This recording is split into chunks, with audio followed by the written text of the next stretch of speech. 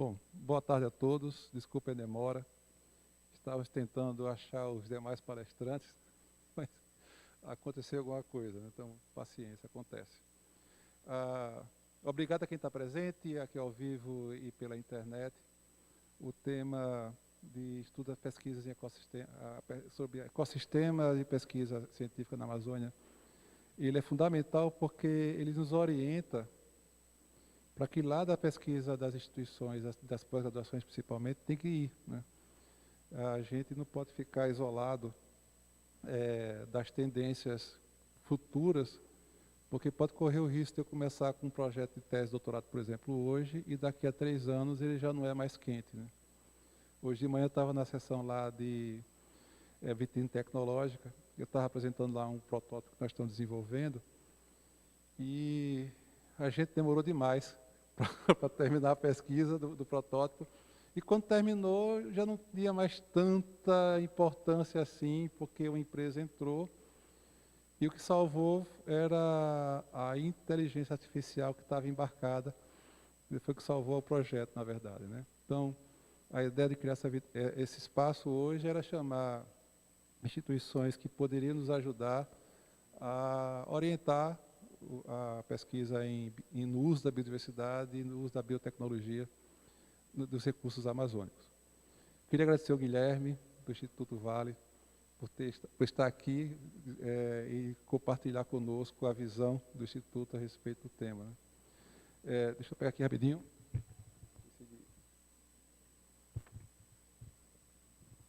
Então, Guilherme Oliveira, do Instituto Tecnológico do Vale, biólogo pela Universidade Federal de Minas Gerais, doutor pela Universidade do Texas e pós-doutorado na Universidade de York, Instituto Pasteur.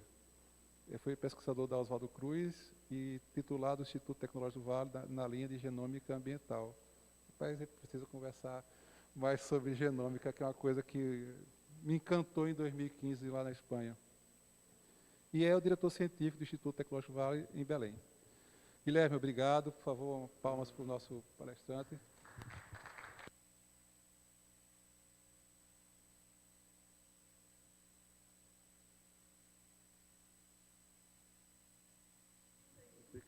Agora eu vou ter que encher linguiça, fazer uma dancinha e tudo mais. Então, gente, o que eu planejei aqui foi primeiro uma introdução muito rápida sobre o que é o ITV, onde a gente se situa nesse ecossistema todo, o que a gente almeja e como a gente pode se conectar com esse outro ecossistema que é a Bionorte e seus parceiros, né? Então, espero que eu traga alguns insights aqui. Então, não vou mais preocupar tanto com o tempo, mas não vou durar 2 horas também não, né? Então, em alguns números rápidos, o que é o... Vamos ver se acerta aqui. Bom, tem que apertar e segurar. Ah, tá. Então tá.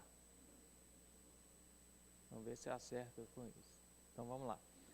Então, o ITV é um instituto de pesquisas privados sem fins lucrativos, estabelecido em 2010. Né? Então, a gente é um instituto de pesquisa reconhecido pelo MEC e pelo MCT como uma instituição de ensino e pesquisa. O que a gente faz, como todo instituto de pesquisa, é publicar. Então, a gente publica, a gente tem dentro da gente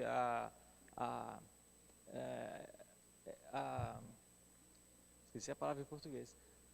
A gente faz publicações abertas, entendendo que isso democratiza o acesso aos papers que nós fazemos. O que a gente faz? Quando existem bancos de dados públicos, também povoa esses bancos de dados públicos, porque é um jeito de difundir o conhecimento. O clássico para a gente são coisas como GenBank, o iBall.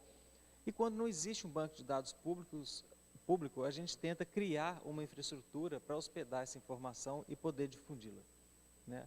Até hoje, nesses últimos, nem 12 anos, porque o Instituto, de fato, ele tem desde 2010 no papel, mas tem 7 para 8 anos que ele começou ativamente. Foram investidos 722 milhões de reais. Nós temos um programa de mestrado próprio, que eu vou falar um pouquinho a respeito, que até hoje formou 256 estudantes. Nós temos laboratórios e plataformas abertos, isso talvez seja relevante para a rede Bionorte, porque o que nós entendemos é que, como nós temos plataformas que não são tão disponíveis no Brasil e muito menos na região norte, a gente acha que equipamento bem usado é equipamento usado 24/7. Então, nós não cobramos acesso ao equipamento. A gente, obviamente, não pode pagar o projeto de todo mundo, mas a gente dá o acesso sem custo. Nesses últimos anos, foram mais de 700 papers publicados. A gente concedeu 240 bolsas de pesquisa com recursos próprios, e é um volume de bolsas que está aumentando. E é claro que a gente entende, e seria estúpido não entender assim, que isso tudo que a gente faz é feito em colaboração. Nós somos um instituto pequeno, a gente não tem como abraçar o mundo, abraçar todas as causas, as nossas áreas de conhecimento são limitadas, então o único jeito de fazer isso é colaborando extensivamente com extensões parceiras na região, no resto do Brasil e no exterior também. Gente, como está pouca... se alguém quiser perguntar no meio do caminho, levanta a mão e a gente faz a coisa dinâmica. Bem, como a gente está organizado? Nós somos um instituto que nasceu multidisciplinar, né? Tipicamente nas universidades você vai ter lá o departamento de geologia, o de hidrologia, o de genética, e a gente é todo mundo junto e misturado. Isso é muito legal porque as pessoas andam 2 passos e já estão conversando com alguém de outra área. E essa multidisciplinariedade, a visão do mesmo problema de vários ângulos, enriquece muito o entendimento do problema. Né? Então, para a gente, isso tem sido crucial. Nós somos hoje 38 pesquisadores com um horizonte de crescer, e eu vou falar um pouco sobre esse crescimento. E hoje são 137 bolsistas financiados pelo Instituto. Aqui estão os grupos de pesquisa, então a gente tem um grupo de tecnologia ambiental que lida com questões como sensoriamento remoto, previsão de tempo, que desde nowcasting, que a gente faz isso com modelos regionalizados, até previsão de médio prazo e longo prazo, lá já em estudos de clima. Então, rodar novos modelos de previsão de clima e os impactos dessa mudança de clima, não só para a operação da empresa, que nos mantém, também como na biodiversidade da região. Né? E também esse grupo trata de desenvolver novas tecnologias para a recuperação de áreas degradadas. Desde identificar as plantas para esse fim, métricas do solo, como melhorar o solo e como acompanhar esse desenvolvimento. A geologia ambiental e recursos hídricos estuda a geoquímica do ambiente, porque hoje no país a gente tem uma visão muito rasa de como os elementos químicos estão distribuídos no ambiente, e isso é importantíssimo porque os padrões de contaminação ambiental têm que ser dados de acordo com o ambiente onde você está trabalhando. Hoje nós usamos padrões importados de outro país e você não pode falar que, por exemplo, em Minas Gerais, se você for olhar o perfil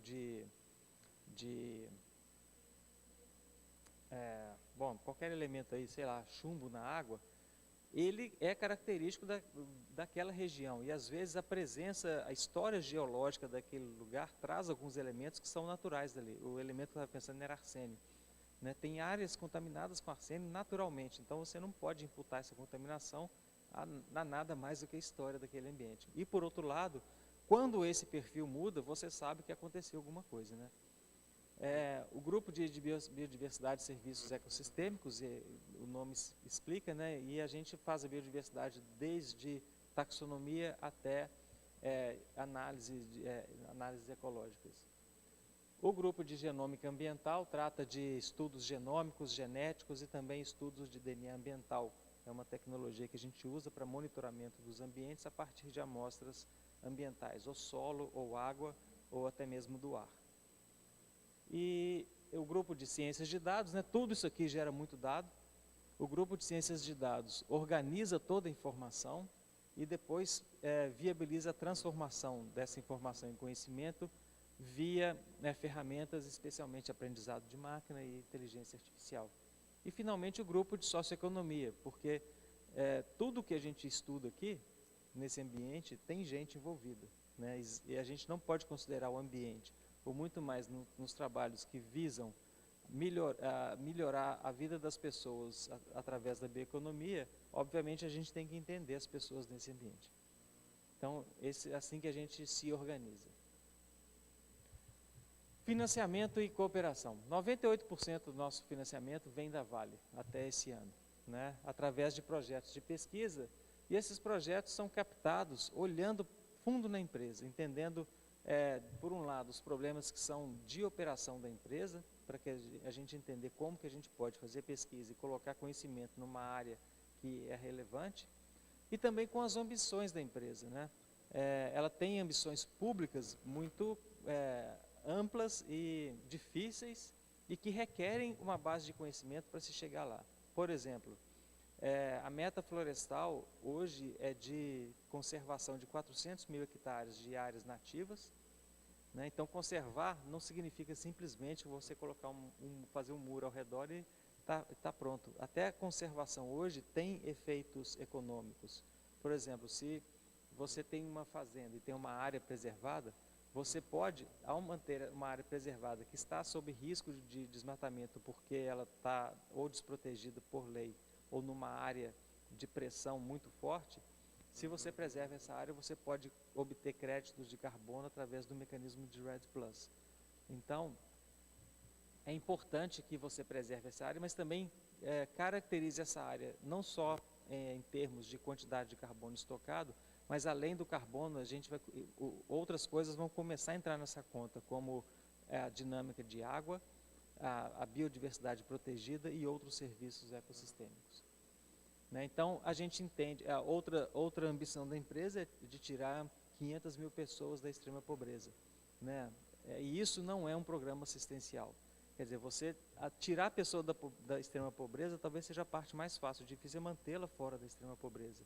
E aí você tem que entender muito profundamente a situação socioeconômica e ambiental do lugar, porque aqui na Amazônia o meio ambiente está completamente associado ao bem-estar das pessoas. Você não pode separar essas duas coisas. Né? Então, é nesse meio que a gente endereça consciência às questões que a empresa tem de ambição, olhando para fora. Né? Cooperações com instituições públicas e privadas é um dos meios de fazer isso. Nós nunca no ITV vamos conseguir fazer tudo sozinho. E a gente não vai tentar. Nós temos uma ambição de ser uma instituição de excelência, mas a gente nunca vai conseguir isso se a gente não se conecta com as instituições daqui, de outras áreas do Brasil e de fora.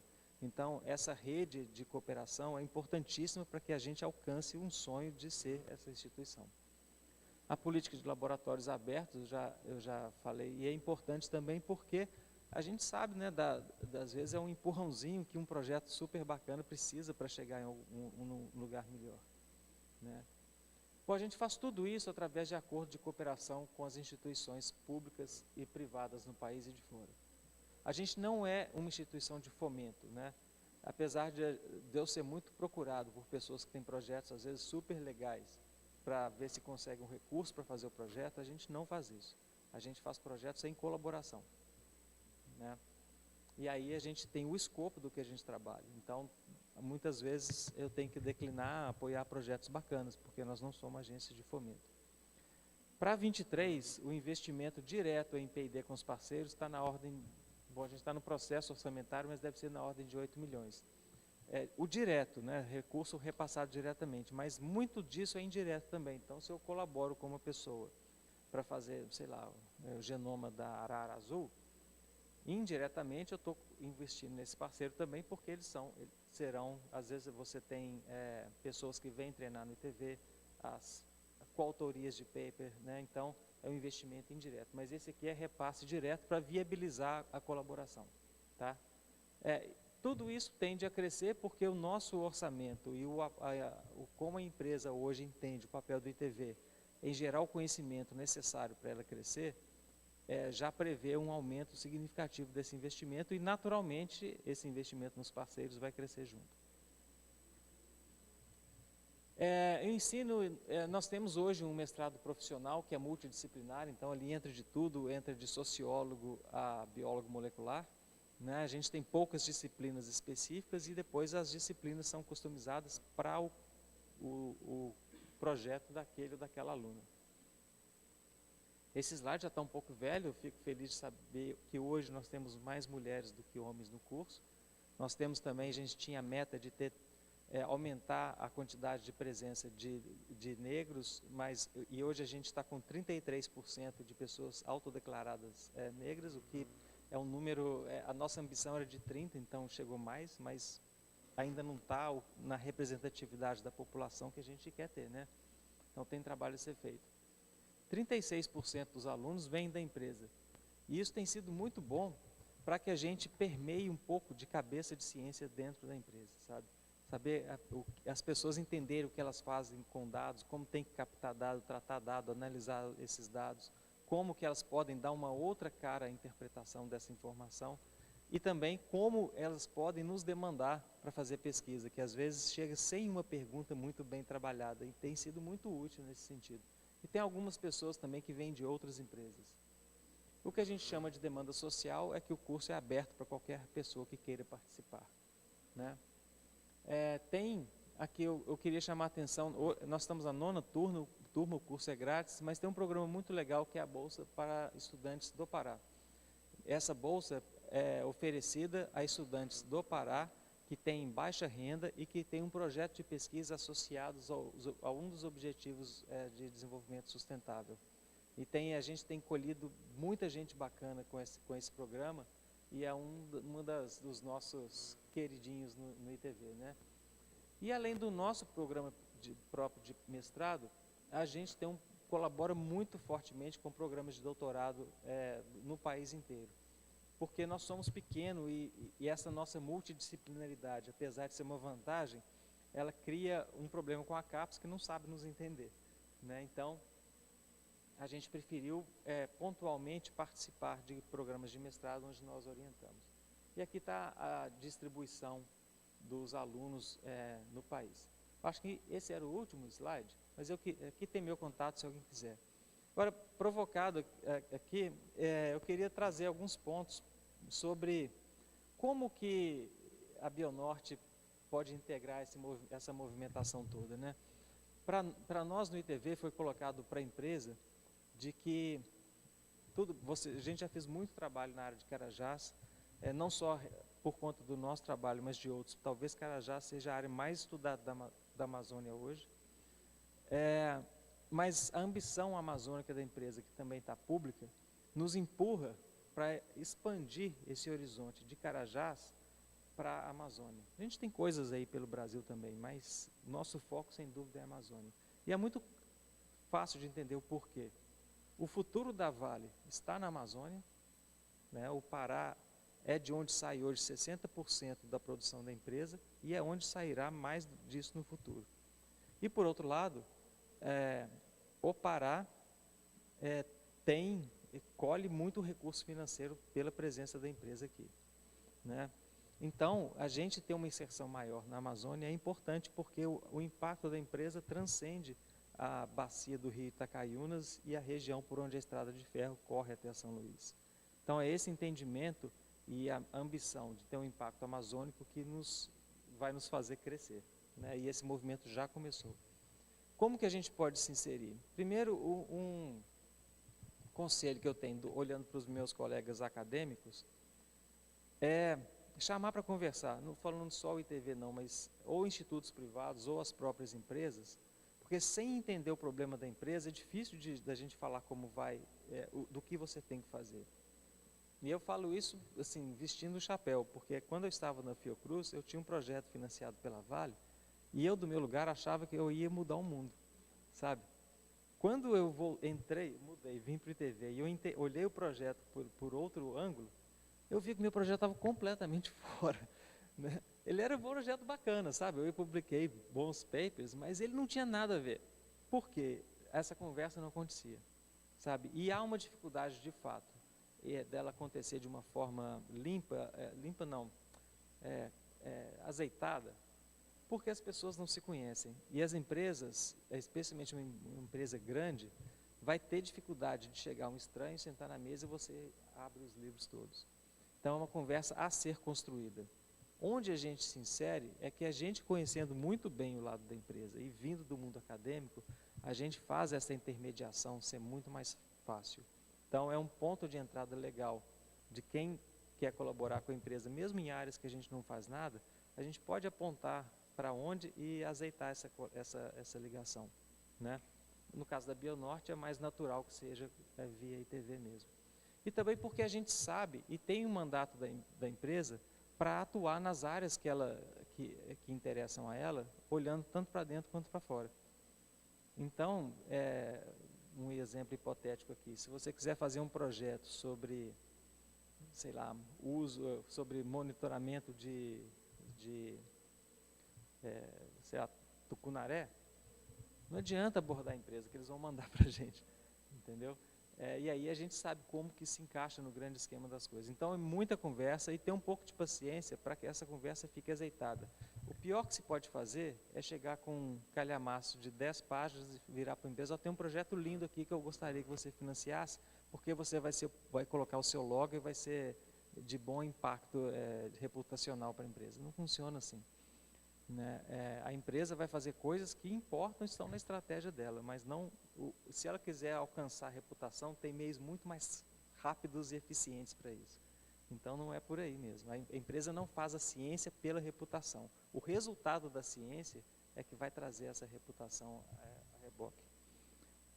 Do outro lado, as empresas às vezes não conseguem colocar para quem faz pesquisa a situação como uma pergunta, uma hipótese a ser testada, e tende a tratar dos pesquisadores com um horizonte de pesquisa muito curto. Então ela traz um problema, às vezes um problema técnico, né? E muitas vezes a gente, cara, isso aqui eu resolvo em 30 segundos, eu já li esses papers todos, eu sei o que tem que fazer. Aí você entrega de graça ou vai cobrar uma taxa por isso, né? Cada um faz o que quer. Mas então, às vezes, requer esse tempo para você ir mais fundo no problema e entender de fato qual que é a ciência que está por trás e como você pode ajudar com a sua pesquisa. E, em geral, as empresas não são reticentes a fazer essa pesquisa acontecer, mas esse azeitamento precisa de ser dado. Do ponto de vista agora da Vale, para ser mais específico, o que a gente está olhando? A gente já começou um projeto de sequenciamento genômico das espécies da Amazônia, que hoje, sem dúvida, é o maior projeto em andamento na América Latina, né? E, de novo, nós nunca vamos fazer isso sozinhos. Então, a Bionorte, que tem essa pegada amazônica, tem muito a contribuir, porque existem especialistas nessas espécies na Bionorte, como fora a gente não a gente quer contribuir primariamente com pesquisadores do norte, mas sem xenofobia, porque muito do conhecimento está fora do norte também. Isso é fato e a gente tem que trazer essas pessoas para junto. Mas então essa pegada no chão, no norte, é importante que ela exista, porque há muito conhecimento aqui que merece, que deve participar disso, né? A gente não tem ninguém que entenda de anta. Como que eu vou fazer um projeto de anta sem integrar com essas pessoas? Não só muito arriscado, mas estúpido fazer isso, né? Então, outro projeto de levantamento de códigos de barra e monitoramento ambiental. A gente quer colocar isso como uma ferramenta de uso. E não adianta a gente olhar só para o nosso quintal e fazer isso ali. Isso tem que ser feito de maneira ampla para que se crie padrões e esses padrões sejam adotados pelo órgão ambiental como um padrão, como uma coisa aceita como evidência, né? E não só um paper a ser citado depois. Bioeconomia é o tema, né? O nosso grande esforço agora vai na direção de desenvolver bioeconomia.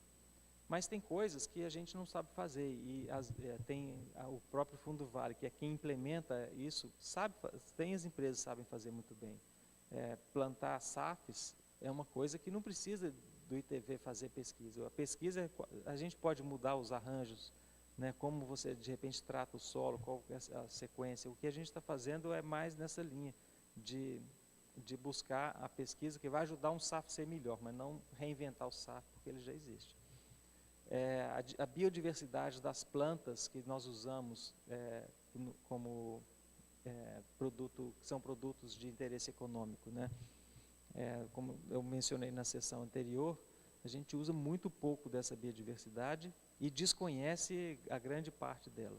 Então, a gente quer trabalhar isso via genômica e genética para que a gente tenha esse estoque de conhecimento que vai ser importante para a resiliência dessas espécies e também levar essas espécies para um outro patamar, né? A mandioca, né, eu aprendi com as minhas amigas aqui, que você tem mais ou menos um gosto para qual é boa para qual, mas não há uma medição objetiva do que é bom e como você faz uma tapioca DOC, né? Isso coloca o produto no outro patamar. E o chocolate é a mesma coisa, é um produto que há centenas de anos vem sendo produzido, mas da mesma forma quase. Então, a gente tem que levar esse produto e colocar noutra situação. E isso pode chegar até a engenharia genética, biologia sintética e bioquímica. Então, uma coisa que para nós no ITV é importante é não só ajudar nessa primeira onda, que é de pegar os produtos que já existem e ajudar a levar para um patamar superior, mas vir com a próxima onda, que são os produtos, são as moléculas ativas da Amazônia, né? E aí a gente acredita, e há evidência para isso, ampla na literatura, que a gente realmente vai ser transformador, né? As pessoas que têm hoje a sua roça de mandioca, que a gente está naquele processo de sair da extrema pobreza, para a pobreza, para uma baixa renda, a gente quer que os filhos e filhas dessas pessoas sejam bioquímicos, engenheiros, agrônomos e por aí vai.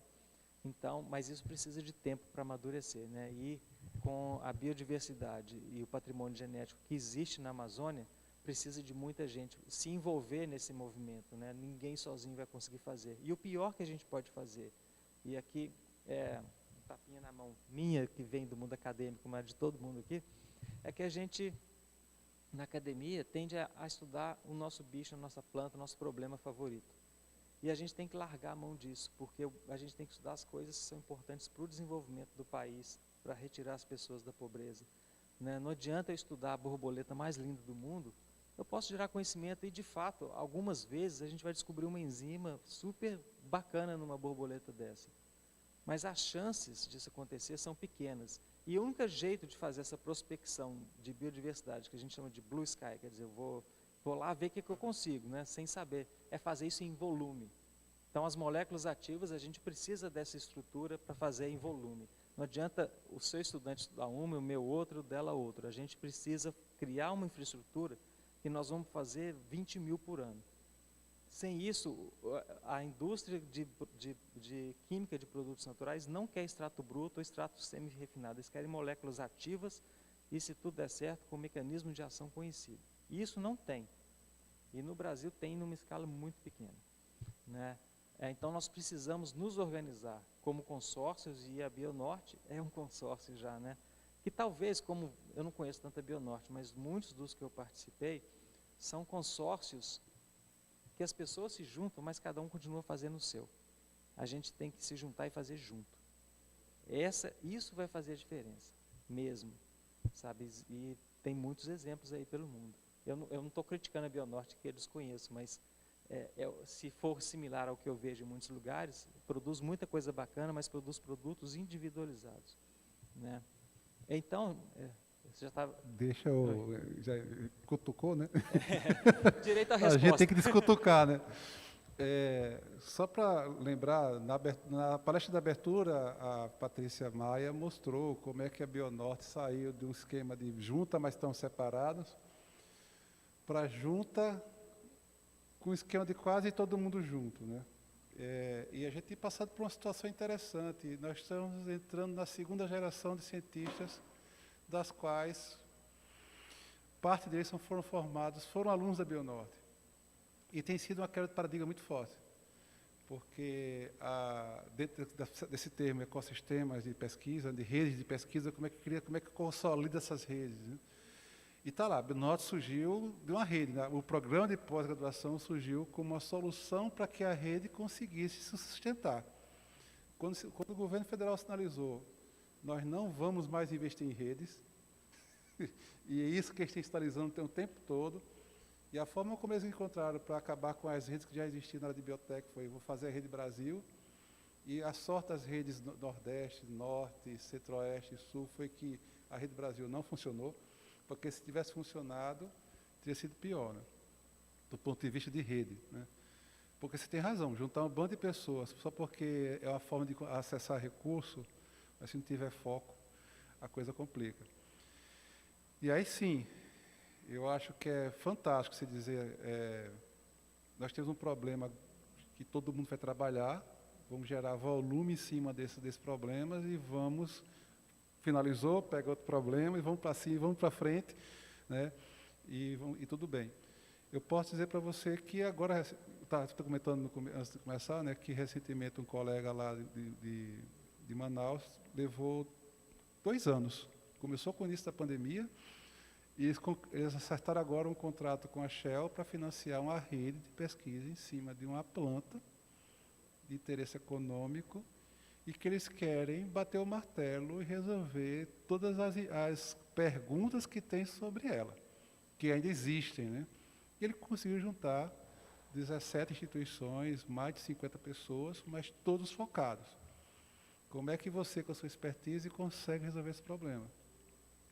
E nos falta ainda isso, do ponto de vista de rede, né? E você falou de dados abertos, né? Tem o Big Data, que é um problema. A primeira vez que eu vi alguém pensar nisso, e levou incríveis 5 anos para conseguir resolver mais ou menos o problema, foi o programa LBA. Para quem não sabe, o programa LBA ele começou de um problema que existia, que era: como é que eu sei sobre o clima? E principalmente sobre a interação floresta-atmosfera, se todas as pesquisas que faziam no Brasil eram em cima de expedições científicas de curto prazo. Então, eu sou ecólogo, então, se um estudo ecológico é bem eficiente, leva 100 anos para determinar padrões específicos, reais, e existe um problema aí que é tempo do cientista, né? Quanto tempo você dura. O segundo é foco na pesquisa, e o terceiro, como é que eu continuo deixando o meu financiador acreditando que aquilo vai ter algum futuro, se as minhas respostas demoram muito tempo para sair. Você não consegue mais publicar, porque as empresas, as revistas dizem: opa, você já publicou isso, é mais do mesmo, né? Quantas vezes você já ouviu isso, né? Mais do mesmo, então isso não interessa, não mudou o time. Então, assim, em 2017 não era bioeconomia, em 2017 era outra coisa que encantava os olhos. Então, assim, tem essas questões todas, né? Mas voltando para o LBA começou com a seguinte política: você não é o dono dos seus dados. Os dados é da coletividade. Mas você tem prioridade sobre ele. O que significa que se você não escrever nada no período de tanto tempo, eles ficam públicos, né? E o LBA ele teve que aprender a lidar com cientistas de muitos lugares diferentes, fazer com que as pessoas que não se conheciam tinham que trabalhar juntas, porque tinha uma pergunta que eles tinham que responder juntos. Isso deu muito rebuliço, assim. Os primeiros 2 anos foram horríveis, brigas, confusões, desentendimentos, mas eles eram todos minimizados com uma estratégia muito simples. Cientista para fazer ciência, ele não tem que fazer gestão, ele não tem que fazer logística, ele não tem que fazer compra, ele não tem que fazer nada disso. Então, a solução que eles encontraram foi: eu tenho um time de logística, eu tenho um time que dá atenção a você e você solicita o que você precisa. Se o comitê científico disser sim e tiver orçamento, vamos para frente, né? Isso deixou livre para as pessoas resolverem os problemas menores. Do tipo: eu não gosto de você porque você fala alto, eu não gosto de você porque você fala palavrão, eu não gosto de você porque você é antipático. Do tipo: eu consigo trabalhar com você porque você é eficiente.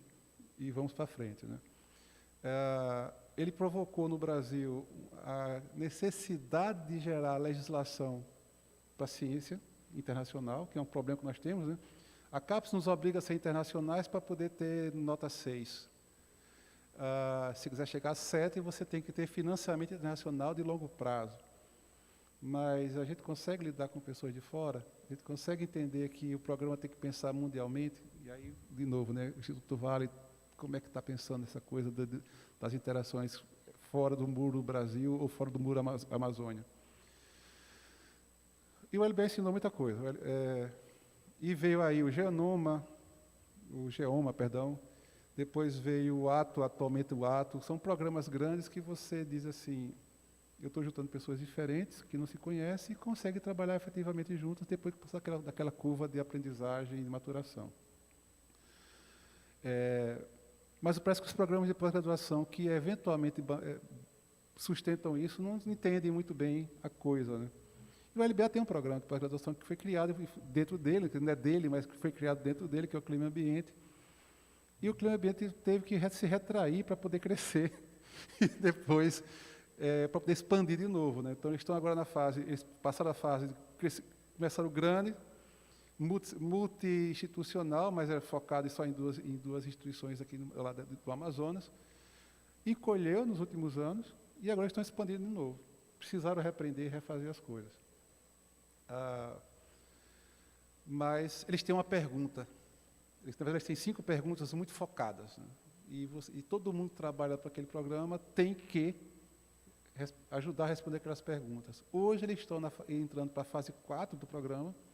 Exatamente essa semana antes de ontem, teve uma reunião de definição, e mês que vem eles vão bater o martelo do programa LBA 2034. E a Bionorte tem que fazer isso também, né? Bionorte 2034, onde é que nós vamos querer chegar? E uma coisa é certa, se a gente não conseguir convencer o Brasil e os brasileiros que depender 100% de financiamento governamental não dá futuro, não é futuro. E quantas vezes aqui, quem está aqui na plateia já ouviu alguém de CNPq dizer a mesma coisa? Em 1983, o Brasil investia tantos por cento do seu PIB em ciência, era o mesmo porcentagem, não só do PIB, mas também de financiamento da Coreia do Sul. Em 95, o Brasil estava patinando, a Coreia do Sul estava crescendo. Em 2012, a diferença já era gritante, né? E qual foi a diferença entre os dois países? Alguma coisa aconteceu na Coreia que os empresários resolveram entender que era importante aplicar a ciência básica e ciência aplicada. E os cientistas entenderam que não dá para fazer só uma coisa.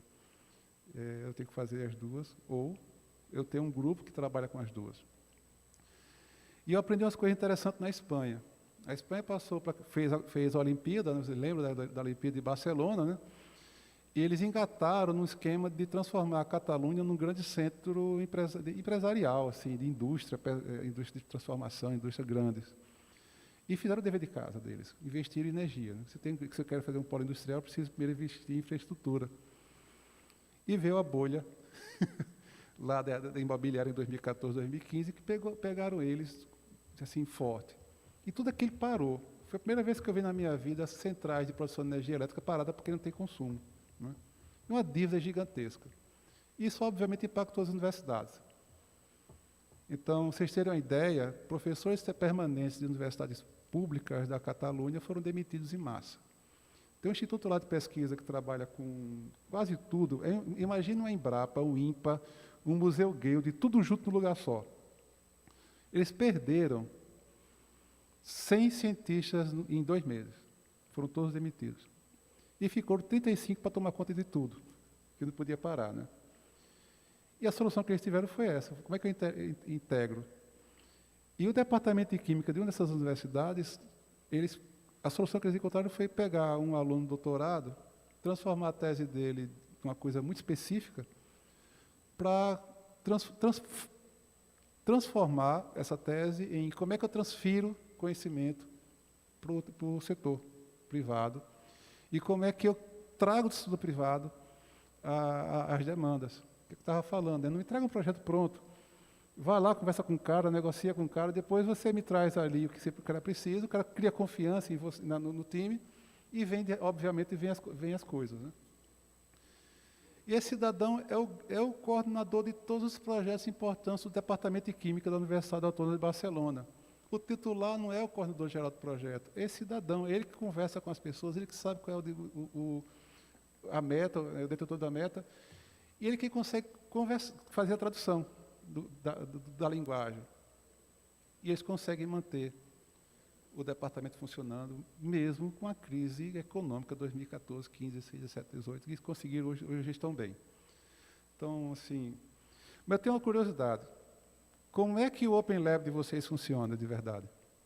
O laboratório aberto de vocês funciona? É o conceito de Open Lab mesmo? Não é um conceito muito formal, não. É muito ad hoc, né?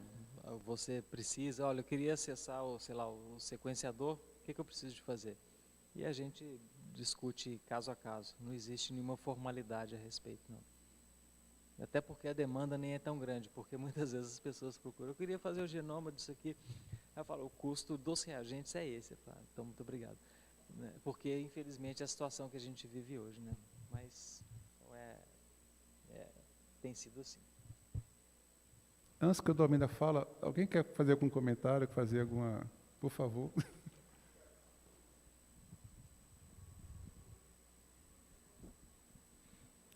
Muito bem, Guilherme, parabéns aí pela exposição. Eu sou professor do Instituto Federal do Pará, né? E essa questão do diálogo, a necessidade da pesquisa aplicada, assim, vejo como um caminho muito importante para a gente colocar a lupa naqueles problemas, né, das organizações. E, eventualmente, a Vale tem muitos também, ela está interessada e está também, a sociedade também está olhando para esses problemas, porque também está nesse ecossistema, né, como a gente coloca, né? E aí eu estou fazendo um doutorado na área de ciências ambientais e eu sou administrador. Então, foi algo que eu achei muito interessante, porque eu senti dentro do programa que tem uma discussão muito forte para os elementos realmente do ambiente. E o homem, né, o social, o ser humano, acaba sendo colocado de lado da maioria das pesquisas, dos meus colegas mesmo de programa, né? E, inclusive, tem dificuldade de fazer essa leitura do homem nesse ambiente, né?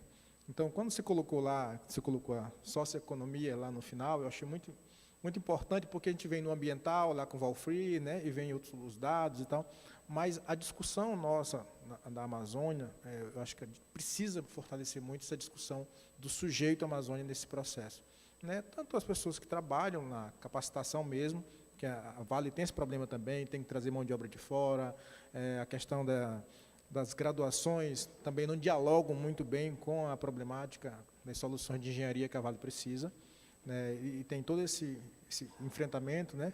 Mas eu acho que é o caminho aí. Quando eu vejo o ITV, que eu não conhecia muito, né, a primeira contato foi quando o Valfree foi lá na Unifesp, que eu era servidor, a convite nosso para as bancas de iniciação científica. E aí a gente entendeu assim, que realmente era um instituto que tem uma capacidade de também tirar o olhar não só da organização, mas também para olhar para outros problemas que a sociedade amazônica precisa, né? Então, aí assim, a pergunta vem, eu vejo que você elencou e tem essa perspectiva, claro, de parcerias interinstitucionais, né? E no caso lá, nós do IFPA, e agora falando como professor, nós temos também essa necessidade de acessar elementos, de colocar também os nossos alunos para, de alguma forma, né, tentar oportunizar de alguma forma também as oportunidades, né? Aí seja por bolsa de pesquisa, seja por bolsa de extensão tecnológica, então é mais no sentido de como que a gente poderia iniciar uma conversa, pensar alguma ação entre o Instituto, que tem 16 campos, né, 16 polos, né, e o ITV, né, começar para também, porque a solução, acho que é pela educação também, né? Quando eu falo educação, potencializa esses meninos do interior do Pará e meninas a mudarem as suas vidas, né? E é um grande interesse. Quando você colocou lá os ODS, não tem como incorporar elementos do desenvolvimento sustentável sem você pensar nessa questão de combater a pobreza mesmo, que é muito forte na Amazônia, a desigualdade, a questão da água, que são preocupações nossas também lá com nossos alunos, mas é como você falou, até nossos processos formativos ficam soltos, ficam subliminares, ficam subjetivos, a gente não materializa, né? E aí eu acredito muito nessa perspectiva do projeto, você envolve 5, 3 alunos num problema real, independente de questionar qual é o nível de conhecimento dele, a gente prepara, a gente instiga ele a pesquisar dentro e potencializar alguma ação, é mais nesse sentido. Se existe a possibilidade, porque eu sei que o foco lá é o mestrado, é uma pesquisa mais profissional, mas a gente também está de olho nesse profissional, nessa parte profissional, né? Então, se tiver meio, eu queria conhecer os caminhos para a gente dialogar e de repente, pensar em algumas coisas interinstitucional envolvendo alunos nossos, né, e o ITV. Legal, obrigado. Bom, como fazer, você já começou, né? Agora, eu acho que o que eu sugiro é você, e eu não sei como que a hierarquia do IFPA funciona, mas se é a direção local ou a direção regional, a gente se aproximar para entender como isso pode ser feito. Vocês têm uma coisa muito bacana, que é, primeiro, uma capilaridade que nós nunca vamos ter, né, presença, mesmo para a rede que organizou esse evento. Nós nunca teremos essa capilaridade, então vocês já colocam na mesa algo que a gente não tem, né? E segundo, que as necessidades lá da empresa, que é de ter gente treinada para trabalhar dentro da empresa, vão ser resolvidas por instituições como o IFPA. Talvez falte esse alinhamento fino de que eu estou imaginando que eu estou produzindo um profissional para a empresa, mas a empresa está olhando para lá, né? E eu sei que a Vale tem dois problemas. Um é de profissionais bem treinados e outro é de alcançar a meta de profissionais da região. Sim. É difícil, viu? Sim. De conseguir essas duas coisas. Então, tem caminhos aí. E o outro lado, já olhando mais o lado educacional e TV, formar gente. Você quer saber? Olha só, não existe gente treinada hoje no Brasil para implementar SAFs na escala que precisa de ser feita. Não tem gente, né? A gente tem algumas empresas como Belterra, mas elas não têm mão de obra treinada. Então, está aí um nicho, né? Então, essas coisas que a gente, talvez, seguindo no outro momento, pode mostrar onde tem possibilidades e ver como isso casa com os interesses dos IFPAs. Exatamente. Desenhar. Eu tenho uma experiência, por exemplo, no ano passado, eu coordenei um projeto nacional que era o IF Mais Empreendedor Nacional. Né, foi fomentada pela Fundação lá de Minas Gerais, FADEMA, né, e assim, você paga uma bolsa de R$400 para um aluno, e, assim, tinha aluno de gestão hospitalar, aluno de gestão pública, e eu fiquei impressionado com a entrega final deles. A gente fez consultoria em empresas afetadas pela pandemia. Então, era um olhar social muito interessante que teve resultados muito bons, né? Então, assim, são coisas nessa natureza que a gente precisa se aproximar e, de repente, desenvolver alguma coisa. Portas estão abertas, eu espero, ou você me passa o seu contato, eu pego o meu e a gente segue daí. Agora, é uma coisa que a gente tem feito que eu acho muito relevante, por exemplo, se eu estou fazendo um projeto de pesquisa, de estudar a mandioca, primeiro eu tenho que conectar com os pesquisadores que entendem muito mais de mandioca do que eu, mas também com pessoas como a Manioca que estão lá na outra ponta, e sabem do que o mercado precisa, para a gente fazer essa ponte de ponta a ponta. O projeto de pilocarpina, a gente faz em conexão com a indústria que fornece o IFA para a indústria farmacêutica. Porque eu não vou criar mercado, esses caras estão no mercado, então tem que conectar com eles para fazer a coisa acontecer até a outra ponta. Alguém?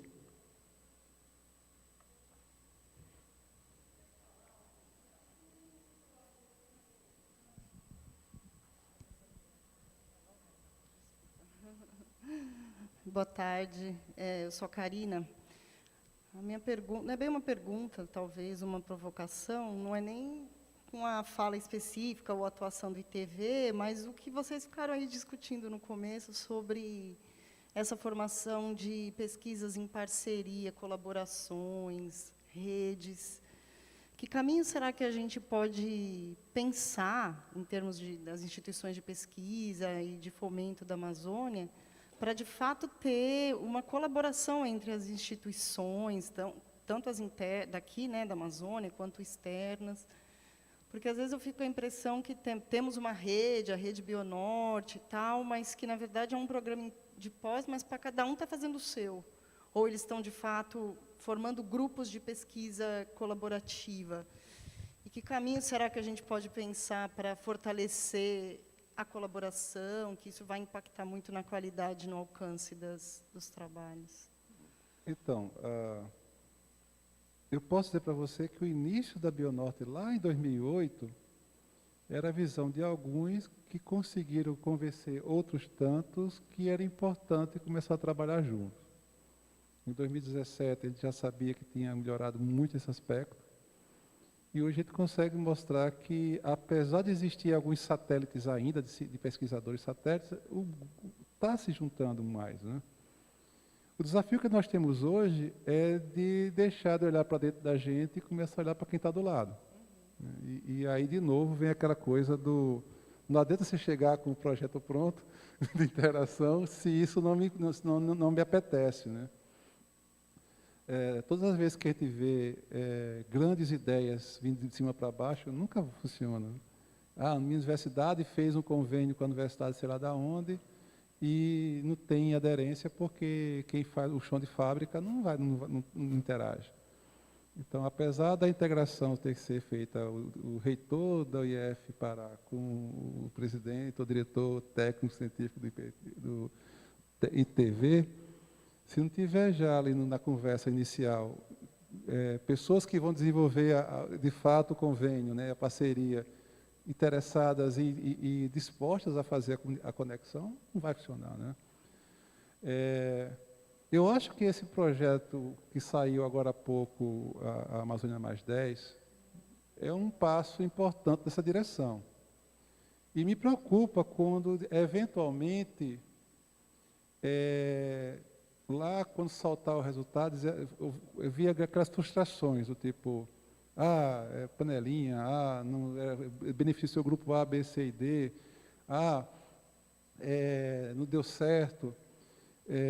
E aí eu faço uma crítica muito forte ao brasileiro que quer que as coisas apareçam assim, né? O governo devia fazer isso. Olha, quantos funcionários públicos tem aqui nessa sala hoje? Nós somos governos, né? A gente não é governo político partidário, mas nós fazemos parte da máquina governamental, nós temos o poder de mudar as coisas, né? Então, vou dar só um exemplo. Quando o Ciências Sem Fronteiras foi anunciado, eu estava lá em Brasília para aquele ato de abertura do programa, porque eu trabalhava na minha universidade num setor que era dessas coisas. Eu vi muito colega na fila para entrar lá na presidência da República, né? Para entrar lá, tu tem que passar por uma segurança danada reclamando. É mais um daqueles programas faraônicos do governo federal. E eu estava calado na minha, fiquei na minha. Eu vi muito reitor pegando sol, eu vi muita gente dita importante sofrendo na fila. Eu vi preconceito também, eventuais. Mas, no final das contas, mais de 120 mil pessoas saíram do Brasil para fazer intercâmbio. E quando eu vi alguém falar assim, o Ciências Sem Fronteiras fracassou, dá vontade de chorar de raiva, porque você dizer que qualquer coisa que teve 0,5% de fracasso é um programa fracassado, dá vontade de dizer, vem cá, você não sabe nada de estatística, né? Então, com porcentagens piores, as pessoas botam material no mercado e dizem que é ótimo, né? Vacinas com 49% de eficiência tem vacinação em massa no mundo e diz que é maravilhosa. E eu posso dizer, como professor, como gestor de programa de iniciação científica durante um tempo longo, que um aluno que fez intercâmbio, quando volta, ele faz o professor daquela sala de aula dar aulas melhores. Quando ele entra, e ele, só porque ele vivencia outra cultura, outra forma de fazer as coisas. A mesma coisa acontece no laboratório, né? Eu acho que ele precisa investir em intercâmbio. Se quer estreitar relações, eu acabei de receber ali da minha universidade um programa de intercâmbio virtual. É para aluno de graduação. Mas se esse programa de intercâmbio obriga o professor daqui a se comunicar com o professor de lá, eu acabo criando relacionamentos, acabo criando relações. E não tem como ser diferente. As relações pessoais precisam ser prestadas atenção. Assim como o Instituto precisa entender que, se eu estou querendo trabalhar com a mandioca, eu preciso conectar as pontas. Se eu quero fazer ciência, eu preciso conectar as pontas também, né? Mas vamos lá. Desafio número 1. E não é impossível de conseguir. Insistir, né? A Confap liberou. Eu participei do seminário que definiu as regras do edital. Eu não participei do edital, tá, gente? Eu participei quais são as linhas, quais eram as orientações, qual era a filosofia do programa. E, de novo, foi muito rápido, né? Foi muito rápido, muito complicado, foi muito pouco tempo para discutir. A gente sabe disso. O Brasil sofreu contingenciamento orçamentário por 7 anos. Por 5 anos, perdão, 5 anos. e com o direito internacional. Eu tinha que soltar, esse cara tinha que soltar antes das eleições, senão ia pagar multa, ia ter um problema danado, né? E não sei se vocês viram, a FINEP liberou vários editais esse ano, muitos editais grandes. Ele falou, acho que na cerimônia de abertura participou alguém do Ministério dele, falou de um monte de edital que eles estão soltando agora, não esses ao longo do ano, que tiveram vários, né? Mas o que eles estão soltando bem agora. E eles têm que contratar antes de agosto, eu não sei como é que eles vão fazer, antes de acabar agosto, eu não sei como é que eles vão fazer esse milagre, mas eles vão ter que fazer, né? No máximo setembro, porque tem que estar empenhado, senão não vai sair, né? Mas é isso, a primeira é isso, insistir, e não jogar muitas pedras, mas chegar e falar assim, olha, o primeiro soltou, foi meio rápido, mas ele vale com muita experiência. Não sei se alguém aqui assistiu a palestra das FAPs ontem. A presidente da FAP aqui do Pará estava dizendo, acho que não, do Amapá estava dizendo, né, que o primeiro contrato de convênio de parceria entre as FAPESP e eles avaliavam o projeto aqui e depois ia para a FAPESP e o projeto era reprovado lá, né? E aí sempre vem aquela conversa que eu ouço em Brasília, muito que é assim, o povo da região norte-nordeste não sabe escrever. A gente tem linha de pesquisa específica para você, a gente nunca consegue completar, porque aí a gente tem que baixar o nível de análise para poder preencher a meta. Eu só respondo para esses caras a mesma coisa que eu vi um reitor meu falando, né? Toda vez que a região norte-nordeste, seja instituição privada ou pública, se ajusta à métrica de seleção de propostas, eles mudam a métrica, né? Eu lembro que o meu reitor dizia assim para o presidente da CAPES, eu não quero nada mais diferente do que vocês deram para a USP. Vocês deram 50 anos para a USP chegar à excelência que ela é hoje. Nos dê esse tempo também, incentivando, investindo, e capacitando, e catalisando, e principalmente não concentrando as coisas, né? Eu entendo que certas coisas só têm que ser concentradas. Por exemplo, você estava falando de Big Data. Eu queria que você falasse um pouquinho sobre Big Data, porque isso é importante. A gente tem o Instituto Nacional de Matemática Aplicada, que tem supercomputadores à disposição, e toda vez que eu vejo uma instituição gastar 5, 6, 7, 8 milhões de dólares para comprar um supercomputador, para ficar subutilizado, não lembram que tem lá um aparato governamental pronto e disponível com técnicos eficientes para fazer Big Data, né? E quando você tem uma pessoa dentro da Big Data que não é um engenheiro de computação, um cientista da computação, mas é de outra área, que aprendeu a trabalhar com dados, com volumes de dados grandes, o cara fala, você não pode chegar aqui perto porque você não é formado na área, mesmo que ele tenha expertise, mesmo que ele tenha competência. Então, a gente também precisa quebrar um pouquinho esse negócio. Você é formado em quê? Eu sou biólogo, então eu não converso com você, né?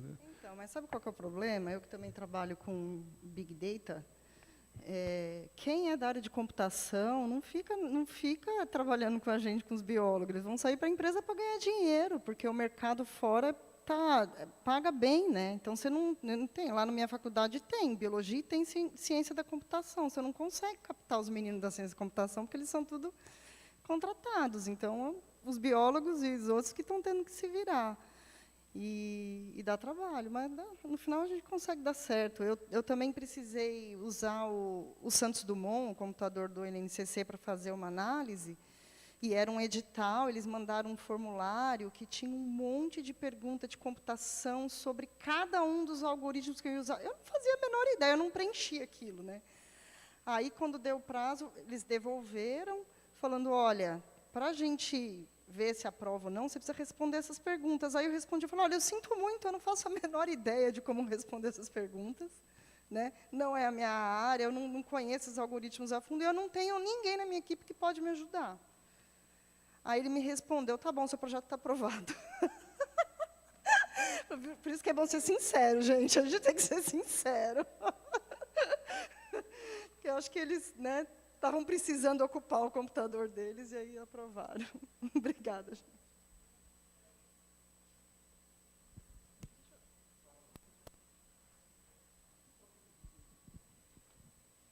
Boa tarde. Parabéns aí pela apresentação, né, do ITV. Eu, particularmente, não conhecia a fundo só a sigla, tudo muito interessante, essa abertura de laboratório, né, está muito dentro da discussão aqui, do programa, da rede, da Bionorte. Né, e voltando à questão das informações que a gente está vendo de se tem resultado, se a rede é só o nome e os pesquisadores continuam trabalhando isoladamente, né, a gente viu aquela palestra da professora Patrícia na abertura, né, e teve um outro dia também que foi já levantado isso, e mostrado, né, que realmente o programa de rede tem trabalhado em rede e tem surtido muito resultado, muito sucesso com isso. A gente viu as associações e quanto elas estão florescendo. Né? Então, realmente esse é o caminho. Eu acho que o programa e todas as instituições, né, parceiras, estão nesse caminho. Teve aqui no Congresso, logo no início, eu estava conversando com o meu coordenador, com o meu orientador também, e outros professores, né, teve foi aqui um fórum de integração entre os docentes do programa, do Bionorte. Não sei se alguém participou, né, que justamente, e isso é um dos passos, né, que, segundo eles, vai se tornar, assim, como se uma rotina. Aconteceu nesse congresso, esse fórum de integração, para quê? Para que eu vá lá, exponha o meu projeto, eu não conheço o seu, né? De repente você tem algo que eu posso te ajudar, você pode me ajudar em algo, mas a gente não se conhecia, não sabia, entendeu? Então, quer dizer, eu achei muito interessante esse passo, né? E segundo a gente estava conversando, vai ser como eu diria assim, já vai se tornar habitual, vai ser um fórum permanente, né, que ele deverá acontecer sempre nos eventos da rede, deverá ter esse espaço para esse fórum entre os discentes, né, e também até online, alguma coisa. Então, acho isso muito interessante, acho que já é um dos frutos desse evento aqui, que eu estou achando muito realmente interativo, né? A gente tem visto muitas empresas que estão querendo essa parceria, e como colocou, que às vezes eles não sabem que a gente pode oferecer, e o contrário também é verdade. Né? Então, eu já vejo isso como um caminhar muito positivo, como algo bem mais concreto, saindo da coisa da subjetividade. Né? Essa questão desse fórum particular que eu estou comentando aqui do evento. Para mim foi muito, muito legal, já foi um passo bem objetivo nesse caminho. Obrigada. Se vocês usam essa métrica, mas às vezes acompanhar ao longo do tempo o índice de coautoria de trabalhos, seria legal de ver a evolução, né, dessa rede.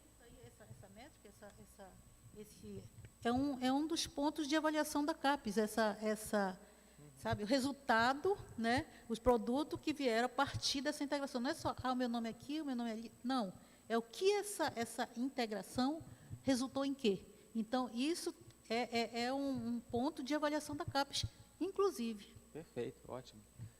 Deixa eu endereçar a sua pergunta, Karina, de 2 pontos de vista. Eu vou fazer isso muito rápido. Primeiro, de um ponto de vista mais light, né? Como é que a gente faz as pessoas trabalharem juntos?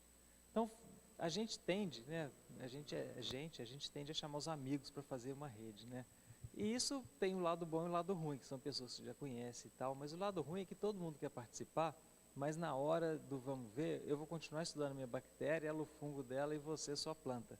Né? E aí a gente, especialmente quando é rede de fomentos tipo CNPq, que na hora de reportar você fala, eu publiquei X papers, treinei 10 alunos, estamos conversando.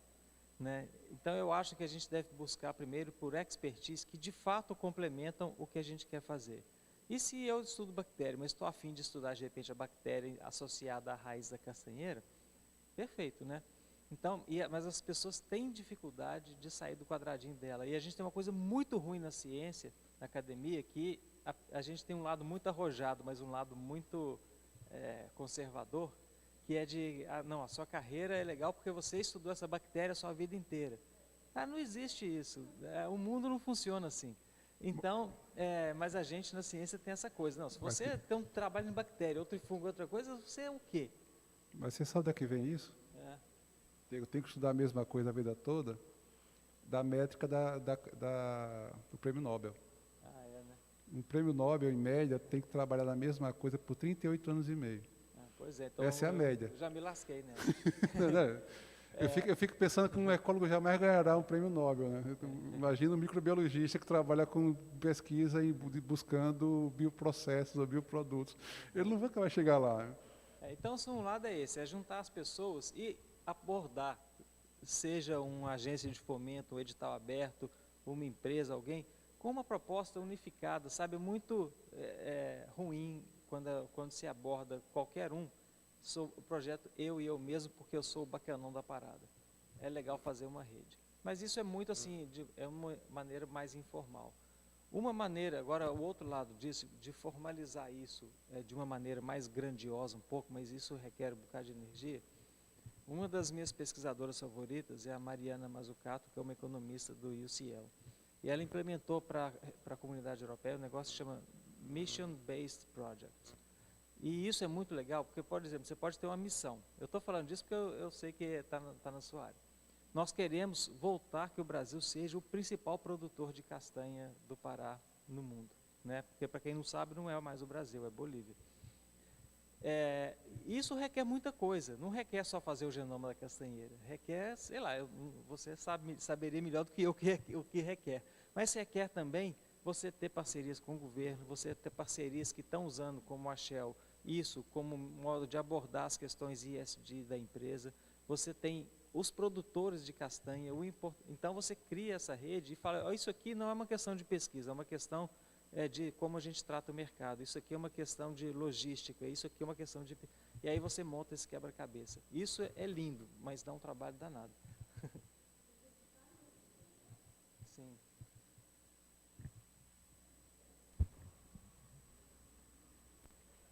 Os editais ajudam. Eu já tinha falado do Amazônia Mais 10, que a ideia do edital eu achei muito legal. Você olhar lá, tem várias linhas, né? E aí você olha, vamos resolver um problema.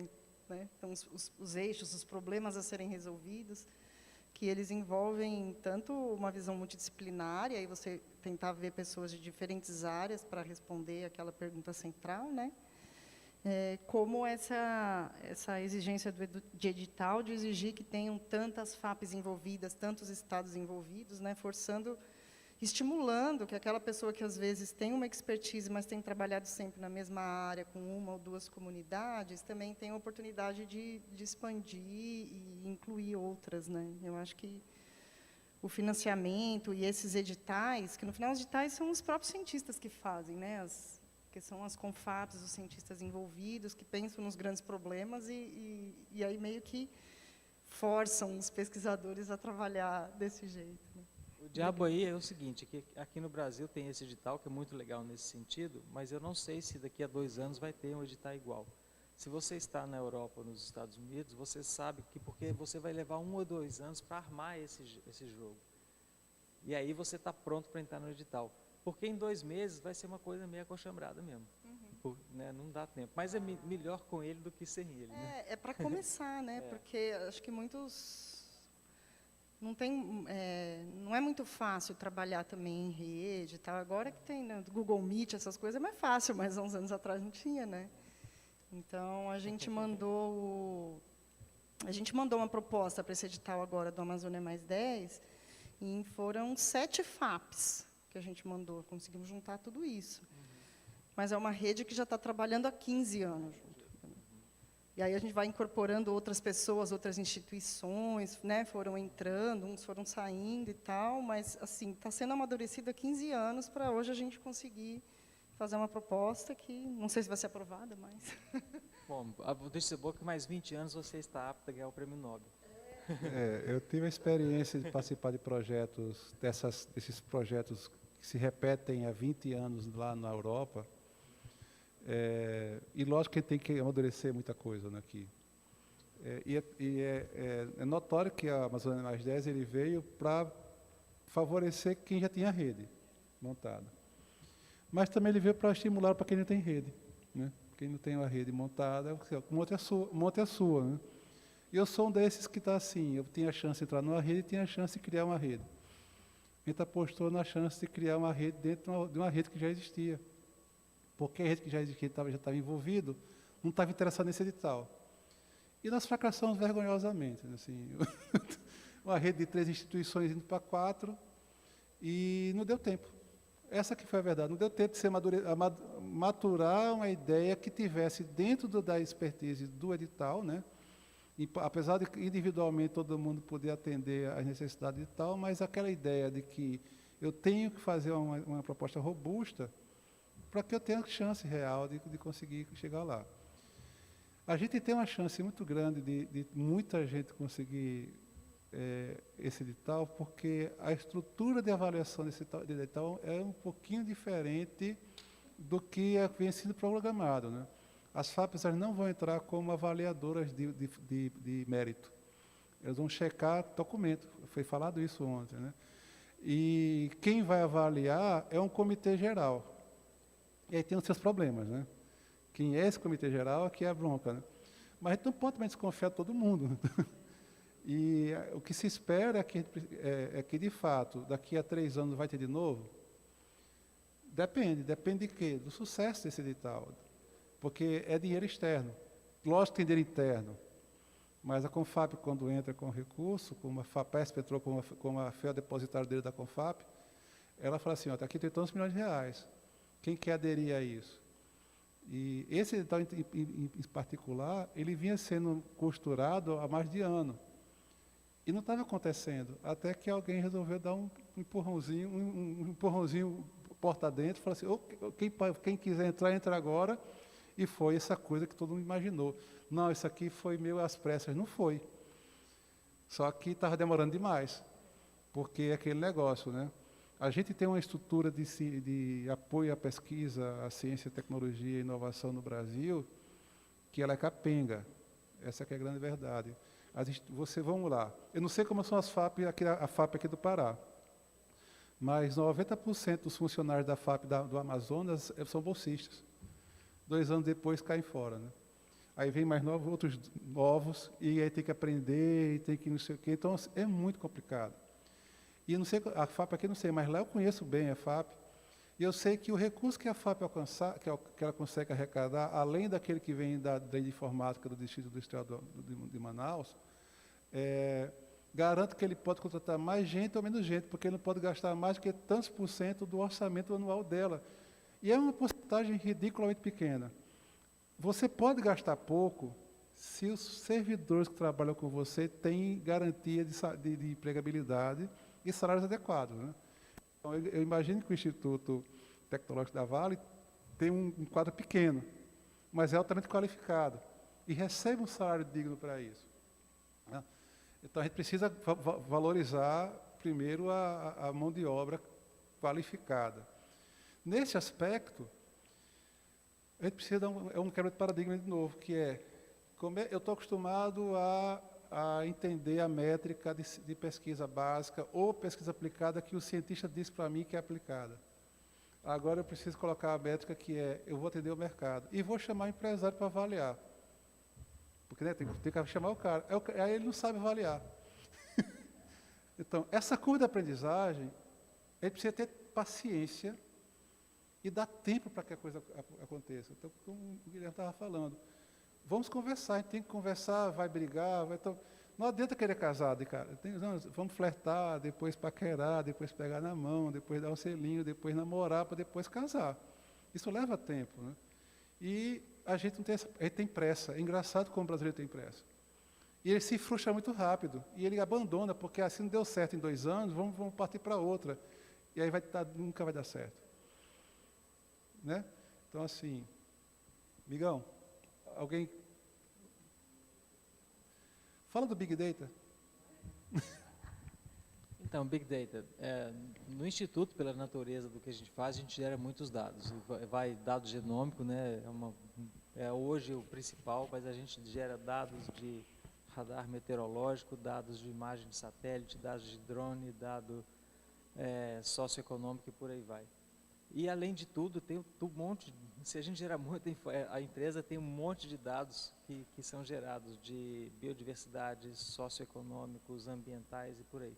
Isso é tudo muito bagunçado, sabe? Então, o que a gente precisa primeiro é organizar a casa, saber como que a gente capta os dados em padrões internacionais e colocar isso numa estrutura que você consegue tratar desses dados.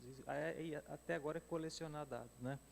A gente trata isso numa estrutura que se chama Data Lake, que não é um banco de dados, ele pode ser vários tipos de coisas diferentes e vários tipos de dados diferentes. E aí, daí do Data Lake, você consegue visualizar esses dados da maneira que você bem entender. Mas mais importante do que isso é você ter dados suficientes para jogar a inteligência artificial, porque você não consegue fazer isso com métodos tradicionais, estatísticas tradicionais, no volume de dados que tem. E os requerimentos são isso. Primeiro, as pessoas que sabem fazer isso, que de fato há um impulso muito grande para ir para o mercado. Né? Eu que não entendo nada disso, recebo, sem brincadeira, 6 ofertas de emprego por dia para trabalhar com Big Data. Né? Mas nem que eu quisesse, não é meu negócio. Agora, para fixar esse profissional, não é necessariamente competir com o salário na empresa.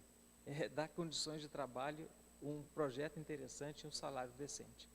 Aí dá para fixar essas pessoas. Né? E felizmente a gente não tem o problema que você tem, porque como nós somos pequenos e a pessoa está do lado, né, a gente consegue lidar com essa questão. Não tem que convencer um colega lá a trabalhar comigo. Esse cara já é obrigado a fazer isso. Né? E a questão de infraestrutura computacional, que lidar com isso requer muito. Então a gente tem esses computadores disponíveis. O Santos Dumont é fantástico, mas ele não se presta muito para o tipo de uso que a gente faz, porque eu não posso prever para o LNCC quanto que eu vou precisar e quando, exatamente quais algoritmos. Então, eu até sei listar, mas eu não sei o volume que eu vou precisar disso, né? E além disso, o máximo que eles te disponibilizam não é o suficiente para o que eu preciso. Então ele é bacana, mas não é o que eu preciso. Então a gente tem uma infraestrutura local e migrando para a nuvem agora para poder fazer isso e alargar na medida que a gente precisa. Então, mas a gente, eu acho que uma das vantagens de ter esses grupos multidisciplinares é que eu não preciso de convencer uma pessoa que está olhando para outro lugar a trabalhar comigo, sabe? Essa pessoa já está ali e lá no ITV todo mundo colaborando com todo mundo, sem portas, sem silos e com livros abertos. Então, a coisa flui. Sabe por que eu fiz essa pergunta? Porque assim, ó, quantas vezes eu já ouvi, eu não sou estatístico, mas eu gosto de brincar com matemática, eu acho fantástico quando as coisas saem de uma análise. Às vezes a gente vê assim, o cara falando, não, eu não vou mais investir nessa linha, não vou mais financiar essa linha porque não deu resposta. Às vezes aí passa 5, 6 anos, muda a gestão da FAP e aí entra outra, aí da terceira ele volta a financiar uma coisa que já não precisa ser financiada. E, de um modo geral, as agências de financiamento e que definem políticas públicas, eles não sabem nada de Big Data. Eles não analisam as produções científicas dos seus editais. Eles não pegam os metadados, eles não têm um programa de determinação de dados. Eu espero que ninguém nunca me convide para ir para uma FAP, porque no dia que me convidar eu vou. E eu vou botar edital do tipo assim, você vai produzir o dado, eu vou te financiar, mas o dado vai entrar na base de dados nossa. A gente vai ter o direito de usar os dados para gerar políticas públicas. Ou pelo menos políticas de financiamento. Né? E eu sei que eu vou ser demitido no dia seguinte. Então, mas é importante, não é possível você ficar investindo em coisas que não dão retorno. E veja, não estou falando de necessariamente economia ou de dinheiro, não. Vou pegar uma área de conhecimento que é completamente abandonada nos últimos 10 anos, que é a área de letras, de artes, letras e linguísticas. Né? Ninguém financia esse povo, ninguém quer saber disso. Sociologia há uns 6 anos que ninguém quer saber. Mas até para gerar, né, eu preciso dessa demanda dessa área de conhecimento, eu preciso de informação. E as informações que eu vejo, tanto em nível governamental, do mais alto nível governamental, até o mais ralé, aquele técnico que está ali, lendo relatório de professor, de cientista, é de que é muito na minha impressão, na minha opinião, o meu feeling. Eu tenho 50 anos nisso, eu tenho 30 anos nessa história, e isso não funciona. Como não funciona? Você pode ter passado 30 anos fazendo errado. E você nunca analisou para saber o que estava de errado nessa história. Né? Então, Big Data, eu acho que vocês estão cobertos de razão. Assim, tem que pensar, mesmo sendo pequeno, mesmo iniciando, Vamos pensar, eu não sei como é que o Instituto começou, mas imagino que começou com 5, 6 pessoas e foi crescendo, né? Mas dentro da estratégia de crescimento, tem que pensar nisso. Eu estou apoiando o pessoal lá da minha universidade na recuperação da coleção de micro-organismos, e aí vamos fazer um sistema de gestão de dados da coleção. A coleção a gente tinha 600 depósitos. E aí, quando a gente foi pedir para a FINEP dinheiro para recuperar a coleção, eles deram, mas bloquearam o software. Né? Vocês são muito poucos. Sim, nós somos muito poucos, mas é uma coleção que pode aumentar em 10 a 100 vezes mais em apenas um ano. É só uma questão de trabalho. E aí eu não me preparo para receber essa demanda futura que é previsível. Não pode. Então a gente começou a tirar do próprio bolso, de subir projetos, para pagar um cara para desenvolver. Né? Você vai ver a briga que está sendo. Porque tu não consegue fechar um sistema besta web de gestão de registro. Porque já colocou lá. Você vai depositar um micro-organismo, mas na coleção tem que ter o espaço para fazer genoma, para fazer mapeamento molecular, para poder fazer mapeamento de potencial biotecnológico. Isso está dando um trabalho danado. Agora, não tem nenhum cientista de dados, não tem nenhum cientista de computação no grupo, a não ser o cara que nós contratamos para fazer o sistema. E ele fica falando para a gente as coisas, e o pessoal fala, o que você está falando do quê mesmo, que eu não estou entendendo? O que é front-end e o que é back-end, que eu não estou entendendo? Né? E as brigas continuam nessa brincadeira. E aí, por que essas coisas acontecem na minha cabeça? Porque nós fomos formados na graduação para ser departamento. A minha universidade foi criada em 2001 para ser não departamento. Mas contratou pessoas que foram treinadas a vida toda para ser quadradinho. E aí, você tem duas opções. Você desiste e volta para departamento e reza para formar alguém que consiga transitar nos departamentos e fazer a coisa acontecer. Ou você pega uma pessoa tipo tratorzão, né, que passa por cima de todo mundo, planifica o terreno de novo e pega essa pessoa e tira ela. E coloca uma segunda pessoa que joga o asfalto. E tira ele, depois joga uma pessoa que agora, uma vez pavimentando, agora vamos correr, porque o tratorzão não serve para isso mais. Né? E como é que a gente faz? Então, a Bionorte, como exemplo, a gente está tentando. O trator já passou, o asfalto passou, agora a gente precisa de colegas que saibam utilizar o asfalto que foi jogado aqui em cima. Porque se você vier com o trator de esteira para cima do asfalto, ele vai quebrar, né? Ele não vai servir mais para ninguém depois. E esse é o desafio da analogia com a ciência brasileira. A gente não consegue dar prosseguimento com qualquer coisa mais do que 5, 6 anos. E aí, o Instituto tem quantos anos hoje? De operação, de fato, quase 8. Vai ter a crise dos 10, né? de que vai ter que repensar, né? Repensar o Instituto. Já aconteceu. Mas essa pequena crise dos 5. Tem a crise dos 10 e tem a grande crise dos 20. Né? A gente tem visto isso em algumas instituições. Mas isso é bom, porque se vocês estão preparados para isso, você tem uma base de dados que você vai analisar, que você vai ver os resultados. O bom é ter métrica. Programas grandes e redes grandes sem métricas é um grande problema. Patrícia, Adriana, ecossistema de pesquisa. Vamos lá. Algum comentário? Pessoal que está aí quietinho aí no fundo. Não? Bom. Guilherme, muito obrigado mesmo. Foi fantástico, assim. Pena que os colegas não puderam vir, mas foi bom porque a gente pôde conversar mais, entender mais o Instituto. Que lá em Manaus a gente sabia que existia, mas não sabia como é que era. Né? Assim, agora a gente tem uma visão interessante e eu acho que é isso que faz a gente pensar que vale o esforço, né, de estar aqui. Obrigado a quem veio, obrigado a quem está assistindo. Eu vou dar por encerrado, né, para não ficar esticando as coisas. Né? Obrigado.